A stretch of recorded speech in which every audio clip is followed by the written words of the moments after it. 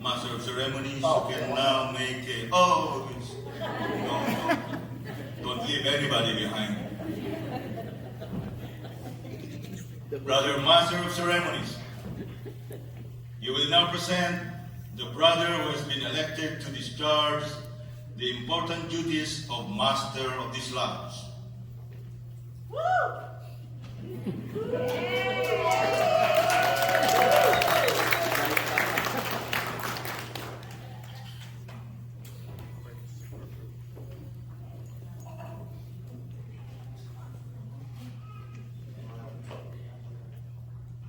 Worshipful Sir, I take pleasure in presenting to you for installation Brother Abad, who has been duly elected to serve as a master of this lodge.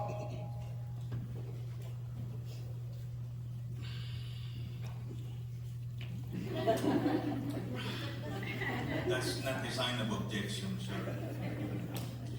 Is it known that Brother Abad is well skilled in our ancient craft? Is he zealous in his regard for the interests of our order? And is he duly qualified to discharge the special duties of the Master's care? It is well known that he is all this, Worshipful Sir. This proficiency, vouching for his proficiency, is an evidence that he is all well skilled in our ancient craft.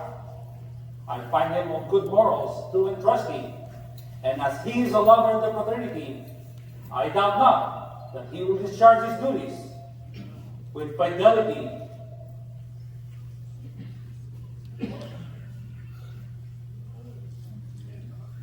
and honor. Question.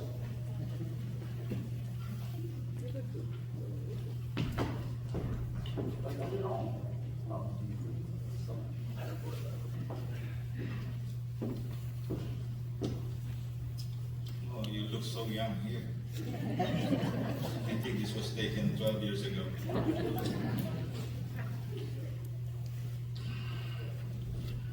Worshipful Sir, the brethren of this lodge, reposing confidence in your integrity, in your zealous regard for the interests of Masonry, and in your ability to discharge the duties of the Master's care, have chosen you to occupy that honorable position during the ensuing year. Are you willing to accept this important trust? I do. Then, my brother, I shall most cheerfully proceed to install you in the dignified and honorable position to which the suffrage of your brethren has called you, not doubting that the dignity of the Oriental chair will be well preserved in your keeping, and that the interest and welfare of this lodge may be safely confided to your charge. Before commencing your investiture, however, it is necessary that you should signify your assent to those ancient charges and regulations which point out the duties of the masters of the lodge, and which, on no account, are ever to be neglected or departed from. They are as follows. You agree to be a good man in truth and strictly to obey the moral law. You agree to be a peaceable citizen and cheerfully to conform to the laws of the country in which you reside. You promise not to be concerned in plots and conspiracies against government, but patiently to submit to the decision of the Supreme Legislature.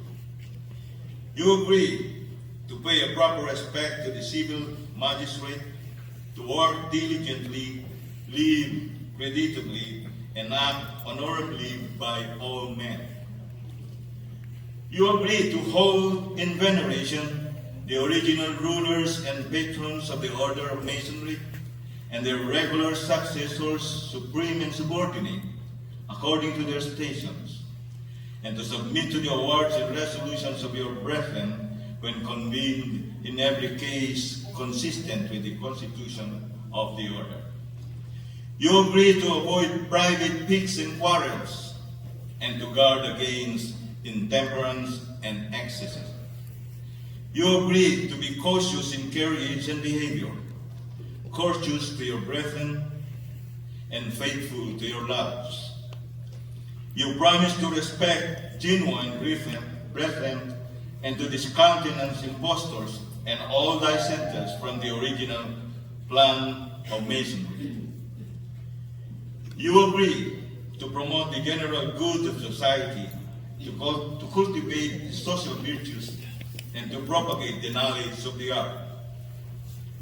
You promise to pay homage to the Grand Master for the time being and to his officers when duly installed, and strictly to conform to every edict of the Grand Lodge or General Assembly of Masons that is not subversive of the principles and groundwork of Masonry. You admit it is not within the power of any man or body of men to make innovations in the body of Masonry. You promise a regular attendance on the committees and communications of the Grand Lodge, on receiving proper notice, and to pay attention to all the duties of Masonry on convenient occasions.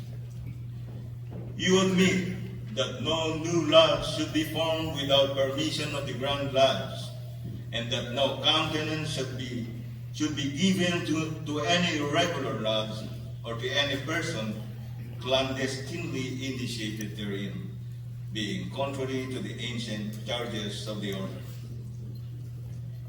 You admit that no person can be regularly made a Mason in or admitted a member of any regular lodge without previous notice and due inquiry into his character.